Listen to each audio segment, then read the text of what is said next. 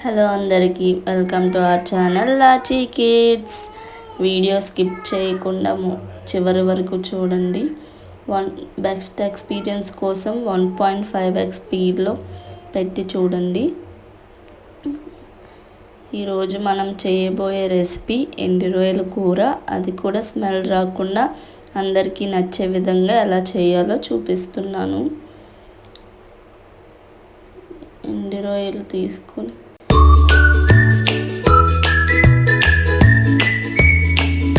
ముందుగా మనం రొయ్యలు తీసుకొని దానికి తలలు మీసాలు ఉంటాయి కదా, పూసలా అవి తీసేసి పక్కన పెట్టుకోవాలి.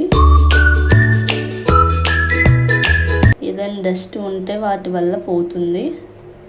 నీట్గా పెట్టుకున్న తర్వాత చూడండి, ఇవన్నీ ఇలా వస్తాయి.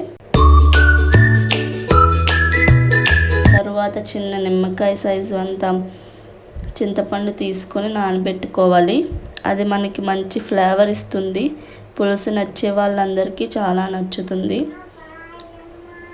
అండ్ ఇప్పుడు secret of the recipe ready చేసుకుందాం. పావు చెంచా మెంతులు, అర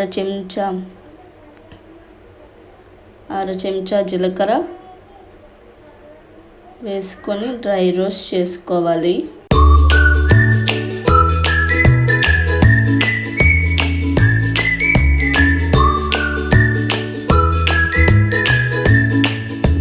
చేసుకొని పక్కన పెట్టుకున్న తర్వాత ఇప్పుడు పొట్టు తీసేసిన ఎండు రొయ్యలను తీసుకొని 2-3 మినిట్స్ డ్రై రోస్ట్ చేసుకోవాలి. ఇలా చేయడం వల్ల స్మెల్ పూర్తిగా పోతుంది.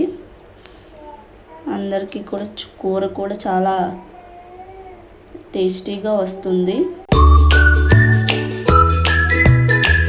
ఇప్పుడు వేయబోయే పక్కన పెట్టుకొని ఇప్పుడు అందులో కొంచెం వాటర్ పోసుకొని 2-3 మినిట్స్ నానబెట్టుకోవాలి. దానివల్ల ఏదైనా డస్ట్ ఇంకా ఇసుక ఏదైనా ఉంటే పోతుంది. ఇప్పుడు 2 టేబుల్ స్పూన్స్ ఆఫ్ ఆయిల్ వేసుకొని, నాన్ వెజ్ ఐటమ్స్కి ఆయిల్ ఎక్కువే పడుతుంది కాబట్టి 2 టేబుల్ స్పూన్స్ ఆఫ్ ఆయిల్ వేసుకొని చిటికెడు మెంతులు వేసుకొని, తరువాత 2 పచ్చిమిర్చి కోసుకొని సన్నగా తరుక్కొని వేసుకోవాలి. నేను 2 పచ్చిమిర్చిని 3 కట్ చేసి వేసుకున్నాను. తర్వాత 2 పెద్ద ఉల్లిపాయలు చిన్నగా కట్ చేసి ఎగ్ కర్రీ అండ్ పొటాటో కర్రీకి కోసుకునేటట్టు వేసుకొని పెట్టుకోవాలి. ఇప్పుడు మనం వేయించి పెట్టుకున్న మెంతులు, జీలకర్ర పౌడర్ చేసుకొని పక్కన పెట్టుకోవాలి. ఇదే మన సీక్రెట్ ఆఫ్ ది రెసిపీ. తర్వాత గోల్డెన్ బ్రౌనిష్ కలర్లోకి వచ్చేసే ఉల్లిపాయలు ఇప్పుడు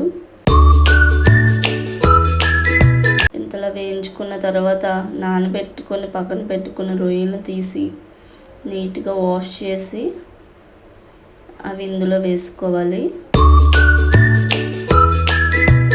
కొంచెం వాటర్ పోయే వరకు ఫ్రై చేసుకోవాలి. ఫ్రై చేసుకున్న తర్వాత 1 టేబుల్ స్పూన్స్ అంటే 4 రెబ్బల వెల్లుల్లి వేసుకొని ఫ్రై చేసుకోవాలి. తర్వాత తగినంత ఉప్పు, తగినంత కారం వేసుకొని ఫ్రై చేసుకోవాలి. తగినన్ని నీళ్లు పోసుకొని బాగా దగ్గరకు అయ్యేంత వరకు ఉంచుకొని, ఇప్పుడు మెంతులు, జీలకర్ర పౌడర్ డ్రై రోస్ట్ చేసుకున్నాం కదా, ఆ పౌడర్ని ఇప్పుడు వేసుకొని చిన్నది వేయించి దగ్గరకు అయ్యే వరకు 1-2 మినిట్స్ ఉంటే చాలు. ఆయిల్ పైకి తేలే వరకు చూడండి, ఆయిల్ ఎలా వస్తుందో తేలే వరకు ఉంచుకుంటే చాలు.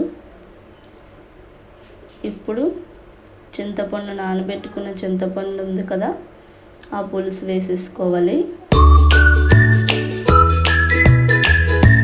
ఆ పులుసు వేయించుకున్న తర్వాత ఒక 5 మినిట్స్ మూత పెట్టుకుని దగ్గరకు అయ్యే వరకు ఇలా ఆయిల్ పైకి తేలే వరకు ఉంచుకుంటే చాలు. Recipe ready.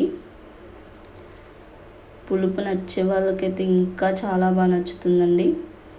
చాలా చాలా టేస్టీగా ఉంది. మీరు కూడా ఒకసారి ట్రై చేసి చూడండి, ఖచ్చితంగా మీకు నచ్చుతుంది.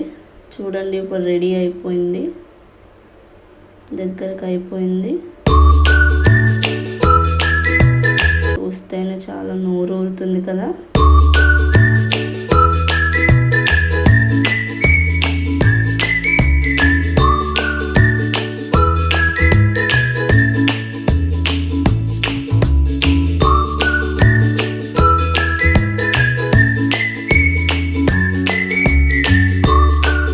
ఒక్కొక్కరికి బాగా పట్టిందండి కారం, ఉప్పు.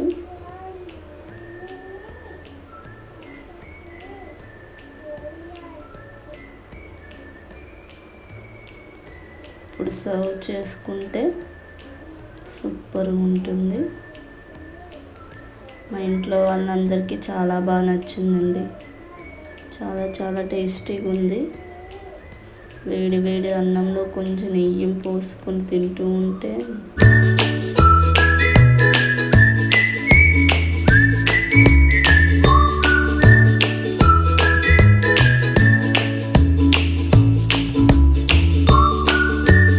మరిన్ని వీడియోస్ కోసం ఛానల్ని లైక్, సబ్స్క్రైబ్ చేసుకోండి. వీడియోని లైక్ చేయండి, షేర్